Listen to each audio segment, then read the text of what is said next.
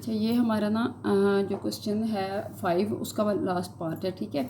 इसमें ना हमारे पास ये देखें, ये उसने वैल्यू दी हुई है एक ब्रैकेट के अंदर, ठीक है। फिर इसी तरह दूसरी वैल्यू दी है, वो भी ब्रैकेट में और दरमियान में मल्टीप्लाई का साइन है, ठीक है। इसका मतलब ये है कि जो इसकी फर्स्ट वैल्यू है वो इस सारे के साथ मल्टीप्लाई होगी, ठीक है, और जो इसकी सेकंड वैल्यू है वो भी इस सारे के साथ मल्टीप्लाई होगी, ठीक है। तो आइए इसको देखते हैं कि हमने इसको किस तरह मल्टीप्लाई किया है, ठीक है।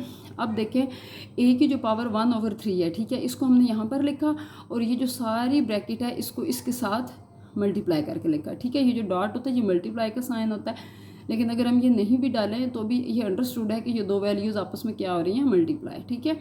आगे क्या है, इसके बाद प्लस का साइन है तो हमने यहाँ पर प्लस का साइन डाला। फिर हमारी नेक्स्ट वैल्यू जो है बी जिसकी पावर है 2/3, अब हमने इसको इस सारी के साथ मल्टीप्लाई करके इस फॉर्म में लिख लिया, ठीक है।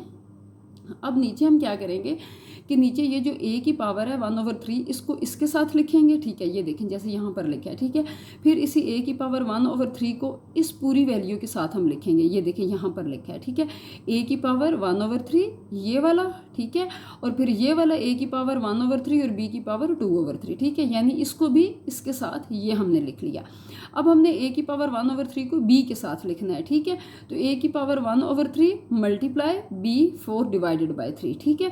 तो अब हमने यानी कि ये जो बाहर वाली हमारी वैल्यू है इसको इन तमाम वैल्यूज़ के साथ इस तरह मल्टीप्लाई के साइन के साथ लिख लेना है, ठीक है। आगे हमारे पास प्लस का साइन है तो सेम हम प्लस का साइन जो है वो हम नीचे लिखेंगे।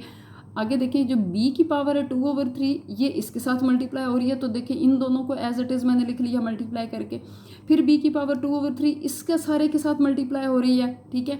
तो इसको ये देखें, ये मैंने इसके साथ लिख लिया a की पावर 1/3 और b की 2/3 ये लिख के, और फिर ये वाला b की 2/3, यानी एक सीक्वेंस में लिख दिया, ये लिख दिया a b और फिर ये वाला b, ठीक है। इसी तरह फिर ये जो b की पावर 2/3 है ये इस b के साथ मल्टीप्लाई हो रही है, तो ये देखें इसको इस तरह लिख दिया, ठीक है। अब हम क्या करेंगे कि ये देखिए बेस हमारे पास क्या है, सेम है, ठीक है। जब बेस सेम होती है तो हमारे पास पावर्स ऐड हो जाती हैं, तो ये देखिए हम इसको एडिशन की फॉर्म में लिखेंगे 1/3 प्लस 2/3। अब ये दो ए नहीं है बल्कि एक ए लिख के और इनकी दोनों पावर्स को हम क्या कर देंगे, ऐड, ओके। अब इसी तरह इन दोनों की भी बेस सेम है तो एक ए लिखेंगे और 1/3 प्लस 1/3 इसको यहाँ पर लिख देंगे और बी साथ एज इट इज़ लिखेंगे। इन दोनों में कुछ भी सेम नहीं है तो इनकी पावर्स ऐड नहीं होंगी, यानी ये एक ए है और एक बी है, तो इसको हम एज इट इज़ यहाँ पर लिखेंगे। ये भी एज इट इज़ यहाँ पर लिखेंगे क्योंकि ये भी बेसिस सेम नहीं है।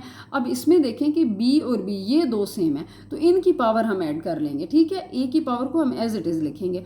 अब बी को इस तरह लिखा और इन दोनों को हमने क्या लिखा, 2/3 प्लस 2/3, दोनों को ऐड करके लिखा।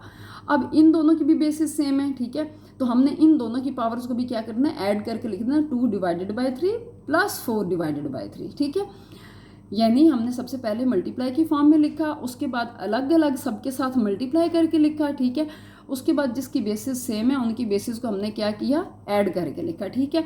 ये हमारा तीसरा स्टेप था। अब फोर्थ स्टेप पे देखें कि हम इसको किस तरह से ऐड करेंगे, क्योंकि दोनों नंबर डिवाइड हो रहे हैं, ठीक है, और ये ऐड हो रहे हैं, तो इसको ऐड करने का तरीका ये होता है कि हमने एलसीएम लेना होता है, ठीक है। अब 3 और 3 का जब एलसीएम लेते हैं तो वो 3 ही होता है, ठीक है। ये देखिए हमने 3 एलसीएम लिखा, यहाँ भी वैल्यू सेम है, यहाँ भी वैल्यू, यानी 3 और 3 ये दोनों सेम है। जब ये दोनों सेम होती हैं तो जो ऊपर वाली वैल्यू होती है वो एज इट इज़ हमने यहाँ पर लिखनी होती है एलसीएम में, ठीक है। यानी 3 1 ज़ा 3 और वो 1 को 1 से जब मल्टीप्लाई करते हैं तो 1 1 ज़ा 1, ठीक है। आगे प्लस का साइन है तो प्लस का साइन डालेंगे। फिर ये देखें ये इधर भी वैल्यू सेम है, इधर भी वैल्यू सेम है, तो जो इसकी ऊपर वाली है वो हम एज इट इज़ यहाँ पर लिख देंगे, ठीक है। अब इसी तरह ए में भी हमने ये दोनों इसी तरह ऐड कराए हैं कि दोनों का एलसीएम 3 आएगा। यहाँ पे भी 3 है, यहाँ पे भी 3 है, सेम है, तो ऊपर वाला 1 हमने यहाँ पर उतारना है, ठीक है। यहाँ भी 3 है, यहाँ भी 3 है, सेम है, तो एज इट इज़ ऊपर वाला 1 हम इस तरह उतार लेंगे, ठीक है। यानी 3 1 ज़ा 3 और 1 1 ज़ा 1, ये तरीका इसका असल में ये होता है एलसीएम लेने का। आगे प्लस का साइन डालेंगे, इन दोनों में हमने ऐड कुछ भी नहीं कराया था, इसको भी एज इट इज़ लिख देंगे, इसको भी एज इट इज़ लिखेंगे। इसमें हम ए की पावर 1/3 लिख के, और इन दोनों में देखिए 3 जो है दोनों पावर्स फिर ऐड हो रही हैं, तो 3 का एलसीएम, दोनों 3 का एलसीएम क्या आएगा, 3 आएगा। यहाँ पर भी 3 है, यहाँ पर भी 3 है, यानी 3 1 ज़ा 3 और 1 2 ज़ा 2। यानी आप इसको इस तरह भी याद रख सकते हैं कि जब इसका डिनोमिनेटर और जो इसके डिनोमिनेटर है ये जब सेम होते हैं तो ऊपर वाली वैल्यू हमने एज इट इज़ इधर लिखनी होती है, ठीक है। इसी तरह इसका भी 2 लिख लिया, इसका भी 2 लिख लिया, प्लस अब इन दोनों को भी हमने ऐड किया, एलसीएम हमारे पास 3 आएगा और ऊपर वाला 2 एज इट इज़ लिखेंगे और 4 भी हम एज इट इज़ लिख देंगे, ठीक है। अब देखें 2 + 1 3, तो 3 डिवाइडेड बाई 3, तो नीचे हमने क्या लिखा 3 डिवाइडेड बाई 3। 1 + 1 2, 2 डिवाइडेड बाई 3, तो a की पावर 2 डिवाइडेड बाई 3 और b की पावर 2 डिवाइडेड बाई 3, प्लस ये हमने एज इट इज़ लिखा, ये भी एज इट इज़ लिखा। अब इसमें क्या है, a की पावर जो 1/3 है वो हमने यहाँ लिखी और ये 2 + 2 4, 4 डिवाइडेड बाई 3, इसको हम इस तरह लिख देंगे, ठीक है, ऐड करके 4 + 2 6 और 6 डिवाइडेड बाई 3, ठीक है। अब ये चीज़ देखें आप कि जो है ये तो 3 इस 3 से क्या हो जाएगा, कैंसिल, ठीक है। क्या बचेगा हमारे पास, a, हम a को लिख देंगे। अब देखें a की पावर 2/3, b की पावर 2/3 और यहाँ भी देखें a की पावर 2/3 और b की पावर 2, ये दोनों सेम है, एक प्लस क्या और एक माइनस क्या, तो प्लस माइनस आपस में क्या हो जाते हैं, कैंसिल, ठीक है। इसी तरह आप देखें कि a की पावर 1/3, b की पावर 4/3 और यहाँ पे भी a की पावर 1/3 और b की पावर 4/3, ये माइनस में है और ये हमारे पास प्लस में है, तो प्लस माइनस क्या हो जाते हैं, आपस में कैंसिल हो जाते हैं, ठीक है।